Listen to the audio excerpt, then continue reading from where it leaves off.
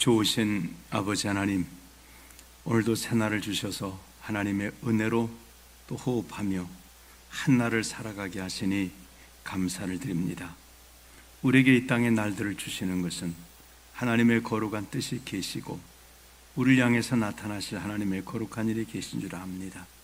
저들의 삶의 시대에 하나님이 기뻐하시는 삶을 살아가는 저들의 삶이 되기를 원합니다.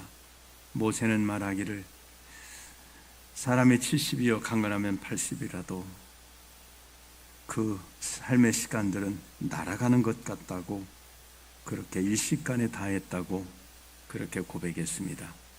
참으로 빠른 우리의 삶의 시간들을 주님이 기뻐하시는 뜻을 따라 살아가는 귀한 삶이 되도록 은혜를 베풀어 주셔서 참으로 바울 사도처럼 나의 달려갈 길을 다 가고 믿음을 지켰다고 고백하는 저들의 믿음이 되도록 은혜 베풀어 주시옵소서.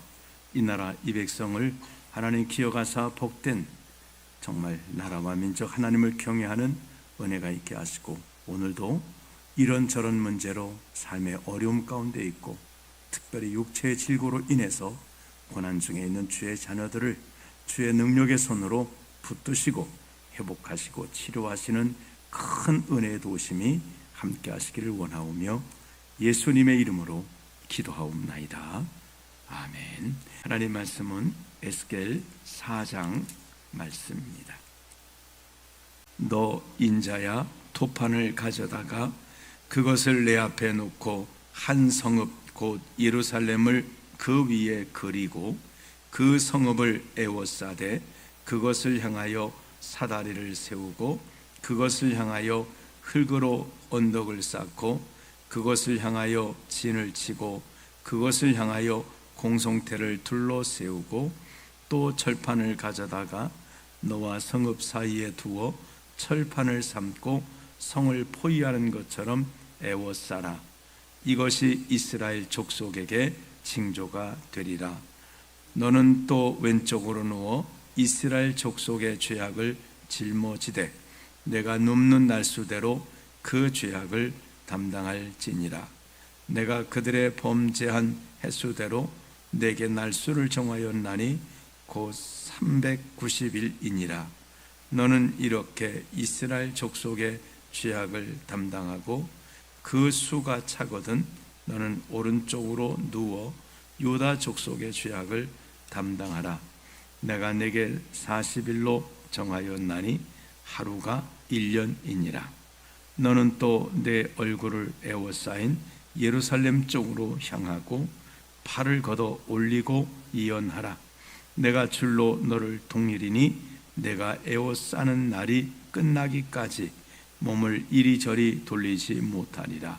너는 밀과 보리와 콩과 팥과 조와 귀리를 가져다가 한 그릇에 담고 너를 위하여 떡을 만들어 내가 옆으로 눕는 날수 곧 390일 동안 먹되 너는 음식물을 달아서 하루 20세겔씩 때를 따라 먹고 물도 6분의 1 흰씩 되어서 때를 따라 마시라.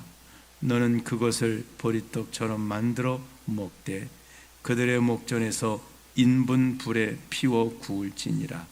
또 여호와께서 이르시되 내가 여러 나라들로 쫓아내어 흩어버릴 이스라엘 자손이 거기서 이같이 부중한 떡을 먹으리라 하시기로 내가 말하되 아하 주 여호와여, 나는 영혼을 더럽힌 일이 없었나이다. 어려서부터 지금까지 스스로 죽은 것이나 짐승에게 찢긴 것을 먹지 아니하였고 가증한 고기를 입에 넣지 아니하였나이다. 여호와께서 내게 이르시되 보라, 새똥으로 인분을 대신하기를 허락하노니 너는 그것으로 떡을 구울지니라.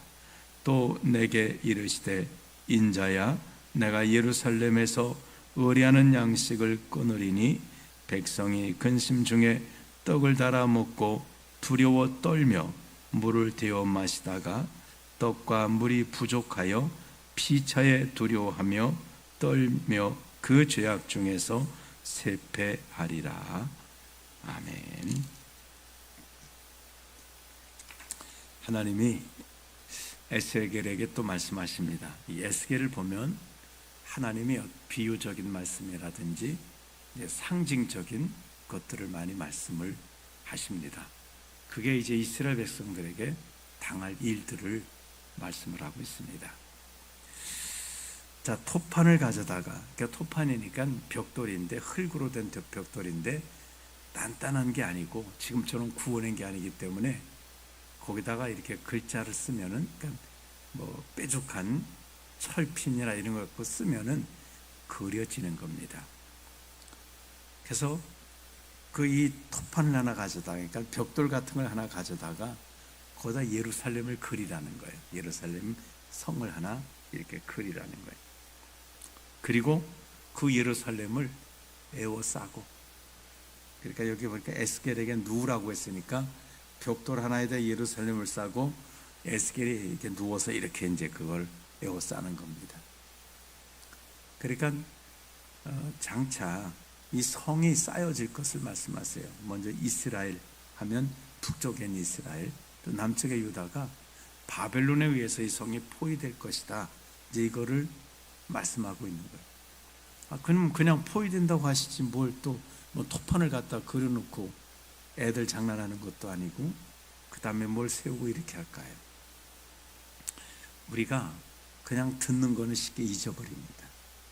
근데 그거를 내가 어떤 행위를 통해서 한번 하면 훨씬 그게 오래 갑니다. 예를 들어서 이거죠. 설교를 들을 때 그냥 들은 거하고 어떤 분이 예를 들어서 그거를 은혜가 된 것을 뭐 기록을 했다. 그럼 오래 갑니다. 근데 그 내용을 단어만 기록한 게 아니라 뭐 어떤 얘기를 했을 때 또 그걸 뭐 그림으로 이렇게 그려놨다. 그러면 그건 더 오래 갑니다. 암기할 때 그 여러 가지 이제 뭐 영어 단어를 외운다든지 할 때도 여러 가지가 있습니다. 성경을 또 외우는 분들도 이 상징을 말합니다. 그래서 그분들은 이것대로 하면은 성경 전체가 다 외워진다는 말씀도 있어요. 보면 그림이에요. 무슨 뭐 산이 있고 뭐가 있고 그러면 그게 이제 그림을 보면서 태초에 하나님이 천지를 이제 이런 게 이제 쭉 그림으로. 그러니까 우리 속에 단어들은 잘 안 남아도 이미지는 잘 남습니다. 어떤 이미지를 내가 딱 그려놓으면 그건 우리에게 오래 가요. 우리 기억할 때 바로 그런 겁니다. 그래서 하나님께서 이제 말씀을 전해드릴 에스겔에도 이렇게 에스겔이 그려보고 뭐하고 누워보고 이러면 말씀을 전할 때 또 확실하게 말씀을 전할 수 있고 또 이런 어떤 이런 그 행위들을 이스라엘 사람들이 보았다면 그걸 보면서 말로만 듣는 거하고 이 보는 거고, 그러니까 시청각은 이 그냥 청각으로 듣는 것보다 보면서 듣는 것은 훨씬 더 효과가 있다는 것입니다. 자, 이제 그런 의미입니다. 그래서 흙으로 만들고 사다리를 만들고 공성태, 이건 이제 전부 바벨론이 이스라엘이나 유다성을 에워싸고 그 공격해가는 모습들을 여기 쭉 이야기를 했습니다. 그 다음에 이제 4절부터 보면 누워서 이스라엘 족속의 죄악을 짊어지되, 그러니까 짊어지다란 말은 대속해준다, 대신 담당해주는 말이 아니라 그들의 죄를 짊어지고 내가 그렇게 그날 동안 누워 있다는 말이죠. 여기 보면은 그 40일로 정했고 하루가 1년이라고 6절에 말씀했으니까 하나님이 아마 이 에스겔이 누워 있는 거를 하루에 1년씩 해서 그렇게 누워 있었는지 그건 알 수가 없습니다. 어쨌든 간에 어느 기간 동안 그냥 잠깐 누웠다 일어난 게 아니에요. 상당히 오랜 기간 동안 누워 있었습니다. 그러니까 에스겔이 얼마나 힘들었겠어요. 이거 물론 주무실 때 그렇게 주무시는 분도 계시지만 원래 잠을 잘 때는 우리 몸이 뒤척거려야 되는 겁니다. 그렇게 하면 힘들어요. 반드시 하는 게 좋지만 이게 그러면 힘들어요. 그러니까 가다 좀 뒤척거려야 몸이 되는데 에스겔은 이렇게 오른쪽으로 누워 있고 뭐 왼쪽, 이거를 오랫동안 했으니 얼마나 힘들겠어요. 그러니까 이런 아픔의 경험을 가지고 예언할 수 있다는 것입니다. 자, 그렇게 해서 뭐 날수를 쭉 이야기했습니다. 그 다음에 7절에 보면 너는 또 내 얼굴을 에워싸인 예루살렘 쪽을 향하여 팔을 걷어 올리고 이어나라. 이제 이렇게 그림으로 그려놨잖아. 이렇게 보면서, 얼굴로 보면서 이언을 하라고 말씀하세요. 8절에 내가 줄로 너를 동일이니 내가 에워싸는 날이 끝나기까지 몸을 이리저리 돌리지 못하리라. 하나님이 에레미야를 아주 줄로 동여놓은 것처럼, 실제 줄로 동였는지, 에스겔, 에레미야로 가면 안 되죠. 에스겔이 이게 하나님이 이제 이것은 환상 속에 묶어놨는지 어쩌냐, 이건 이렇게, 이것은 뭘 말씀하냐면 바벨론에 의해서 성이 이렇게 포위가 되면 그때부터는 자유함이 없다는 거예요.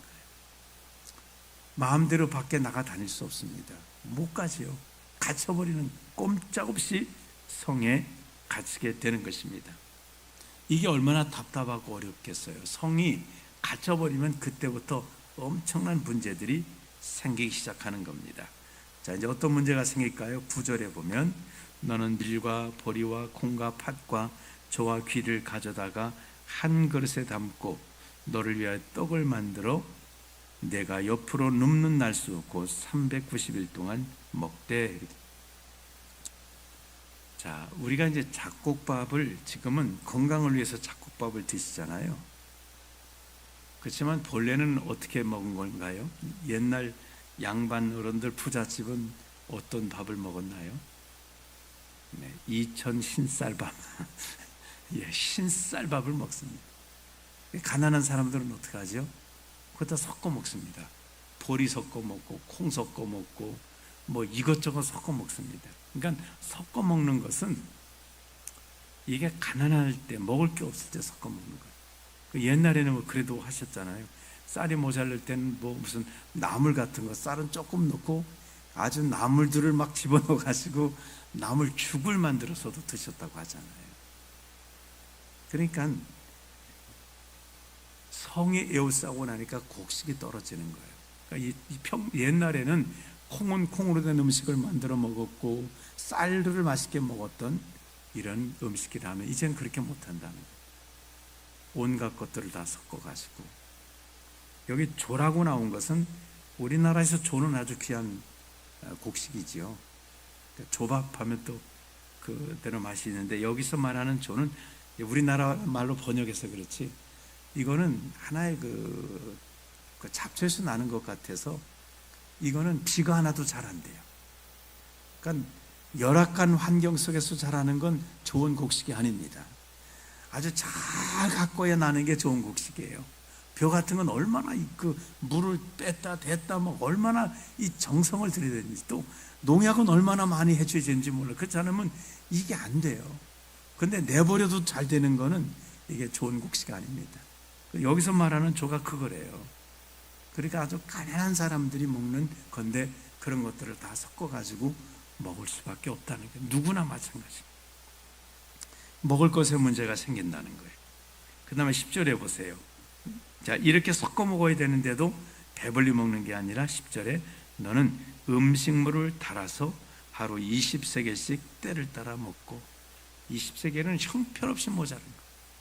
우리나라로 말하면 하루 한 끼씩만 먹고 이런 표현인데 음식물을 달아서 먹는다는 거예요. 누가 달아서 먹나요? 우리 먹을 만큼 해가지고 또 손 크신 분들은 꼭 남아야지 되잖아요. 안 남으면 모자르다고 걱정이 한숨이에요.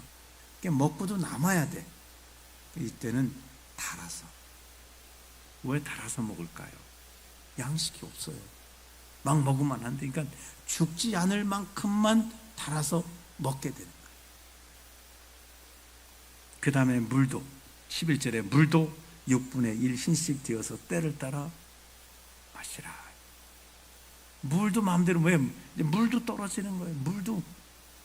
그러니까 양식과 물을 달아서 먹을 만큼 이렇게 아주 궁핍한 그런 일을 만나게 된다는 것입니다. 근데 더 어려운 게 있습니다. 12절에 보면 너는 그것을 보리떡처럼 만들어 먹되 그들의 목전에서 인분 불에 구워 인분 불을 피워 구울지니라. 아이고, 이건 웬일입니까?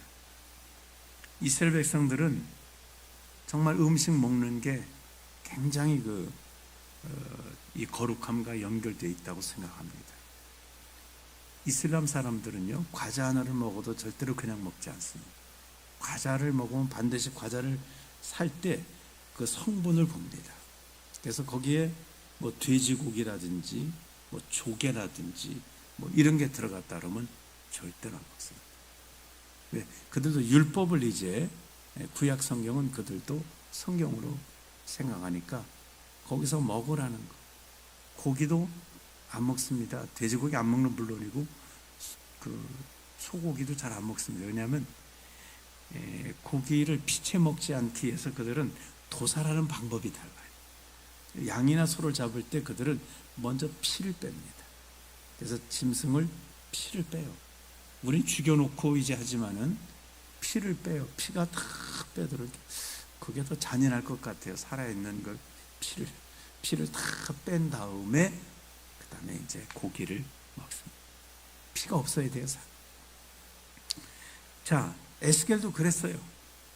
이런 부중한, 근데 이게 굽는 것도 나무로 음식을 만들어야 되는데 이제 성 안에 나무가 다 떨어져 버린 거예요. 이제 나무 없어요. 성 밖에서 나무 가져와야 되는데 적군이 둘러싸고 있어요. 그러니까 어떻게 해요? 인분을 말려서 그것을 가지고 연료로 해서 구워 먹는 건데, 음식을 먹을 때 어떨까요? 그 분위기도 좋아야 되잖아요. 음식을 먹을 때 정말 그릇도 깨끗한 그릇에 담아야지, 더러운 그릇에 담아 먹으라면 입맛이 뚝 떨어진다 그러잖아요. 근데 음식을 세상에 인분에다 구워서 만들면 이게 어떻게 되겠습니까? 이스라엘 백성들은 이렇게 비참하게 생활하게 될 거예요. 그래서 이것은 이제 이들이 포로로 붙들려 가게 되면 이렇게 된다고 말씀하고 있는 것입니다. 13절에 보면 또 여호와께서 이르시되 내가 여러 나라들로 쫓아내어 흩어버릴 이스라엘 자손이 거기서 이같이 부정한 떡을 먹으리라 하시기로. 너희가 거룩한 떡 그때는 못 먹는다. 이스라엘 사람들이 이제 믿음 안에 살던 믿음의 공동체가 무너지고 이제는 이방 우상나라 가서 우상나라 사람들이 먹는 거 먹어야 된다. 우리나라 왔으면 돼지고기 먹을 수밖에 없다는 거예요. 그렇게 된다는 거예요. 다시 말하면 너희가 거룩한 삶을 살아갈 수 없다, 그런 말. 이게 얼마나 힘들까요? 이들이 하나님 은혜 가운데 있을 때는 그 은혜를 몰랐습니다. 근데 이제 이방 나라 가서요, 이렇게 하나님께 예배할 수 없고 거룩한 떡을 먹을 수 없고 이렇게 됐을 때 그 영적 갈급함은 육신의 배고픔보다도 더 힘이 듭니다. 몸이 힘든 것보다 마음이 힘든 것보다 그 영이 힘든, 하나님께 마음대로 예배, 하나님께 쏟은 그 은혜가 있었는데 이제는 그게 아예 지금은 내가 하기 싫어서 안 하는 거예요. 내가 거룩하게 살고 싶으면 얼마든지 살 수 있어요. 예배 마음대로 할 수 있고 하나님께 마음대로 기도할 수 있는데, 일단 끌려가면 다니엘이 기도했다고 사자굴 속에다 집어넣어버리고, 우상에 절하지 않았다고 사드락과 메삭과 아벳느고를 불 속에다 집어 던져버리고, 이게 그분들이 당했던 것이 이스라엘 백성들이 당하는 하나의 표본 같은 거예요. 우상에게 절 안 하면 그렇게 막 불 속에 던지든지 그들을 학대하든지 고통을 주는 거예요. 이런 어려움을 당하게 될 것이라는 거예요. 자, 이제 14절에 보면 참 에스겔이 얼마나 어려워요. 나는 지금까지 부정한 음식을 안 먹었는데, 이제 14절 보시면 내가 말하되 아하 주 여호와여, 나는 영혼을 더럽힌 일이 없었나이다. 어려서부터 지금까지 스스로 죽은 것이나 짐승에게 찢긴 것을 먹지 아니하였고 가증한 고기를 입에 넣지 아니하였나이다. 지금까지 나는 이 음식 먹는 걸로 하나님 앞에 정말 거룩한 삶을 살았는데 인분의 떡을 구워 먹으라니요. 이게 기가 막힌 거예요. 때로는 하나님의 백성들이, 하나님의 일꾼들이 하나님이 일할 때 안 하던 일도 하나님이 하라 하시면 또 아하 하면서 하기도 합니다. 그런데 중요한 사실이 하나 있습니다.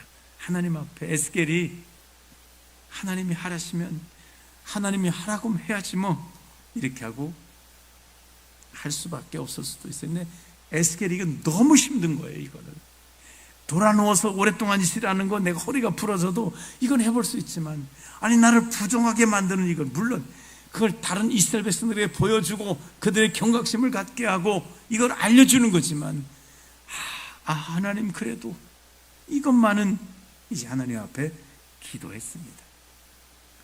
자, 그랬더니 어떤 일이 벌어졌을까? 15절에 여호와께서 내게 이르시되 보라, 셋동으로 인분을 대신하기를 허락하노니 너는 그것으로 떡을 구울지니라. 하나님 이거 힘든데 할 때 하라면 해 라고 하지 않았습니다. 그러면 셋동으로 대신, 셋동은 많이 말려서 저기로 씁니다. 몽골 같은 데서도 유목민들이 셋동 같은 것을, 나무가 없기 때문에 그런다고 해요.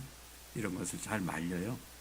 그래서 그것이 이제 하면 또 불이 잘 타요. 왜냐하면 셋동 같은 경우는 그 소들이 이렇게 풀 먹고 이렇게 내온 것 때문에 풀 말린 것과 같습니다.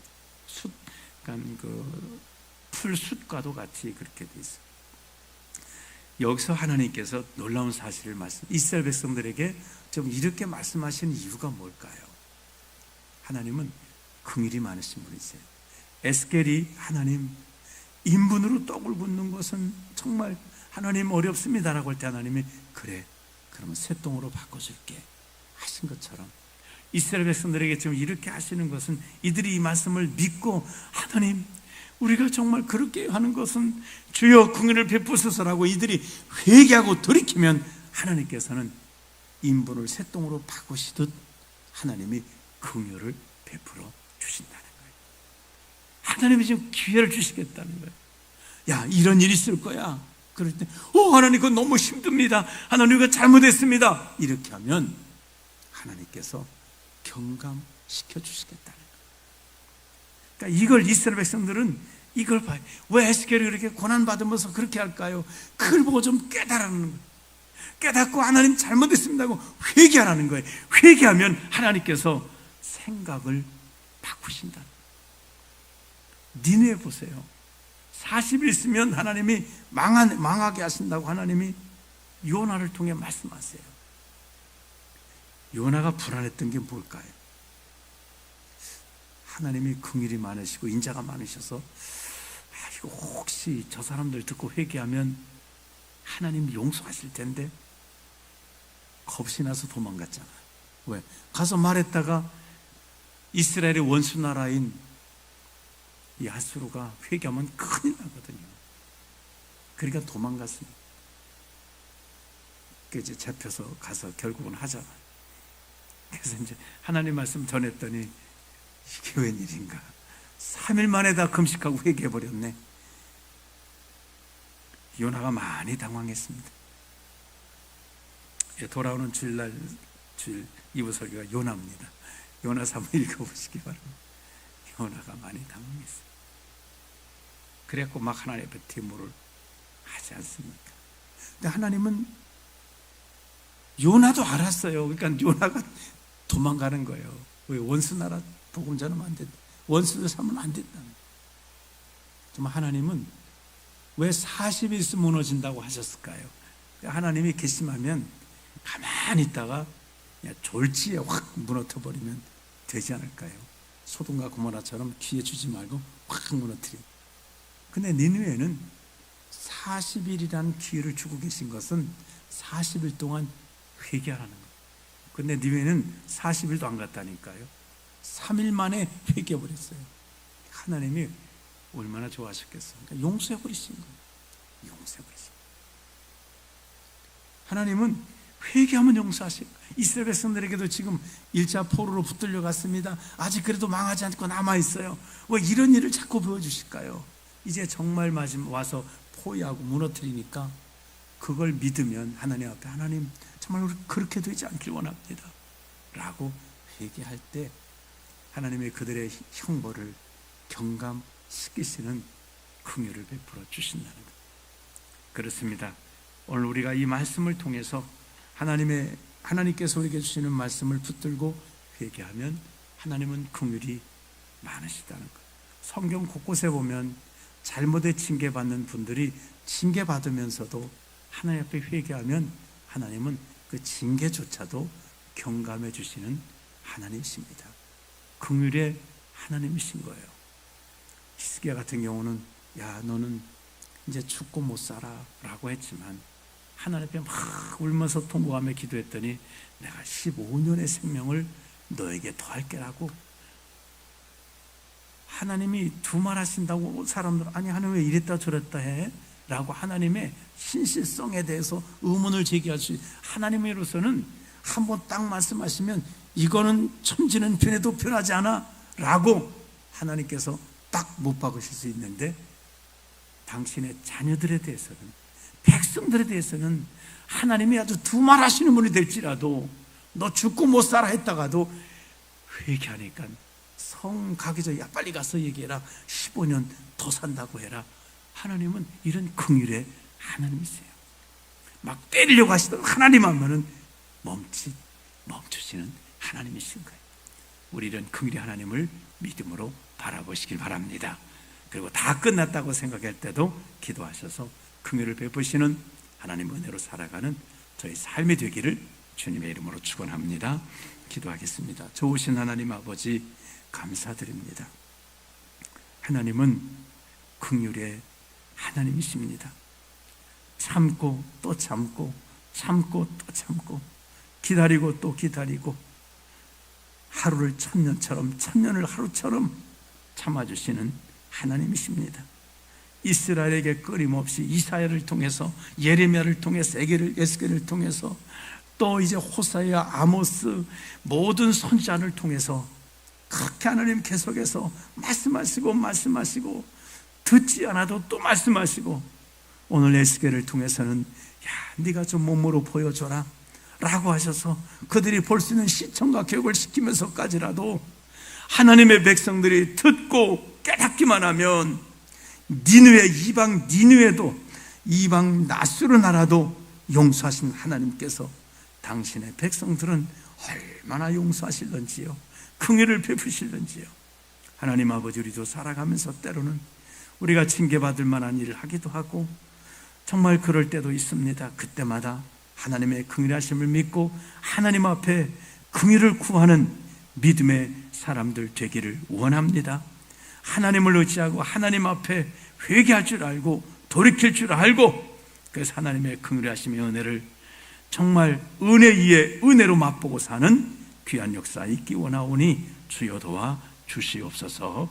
오늘 주의 자녀들마다 어려움 중에 있는 주의 자녀들도 긍휼의 하나님을 향해 기도함으로 하나님께서 넘치는 긍휼의 은혜를 베풀어 주시는 귀한 역사가 함께 하시기 원하오며 예수님의 이름으로 기도하옵나이다. 아멘.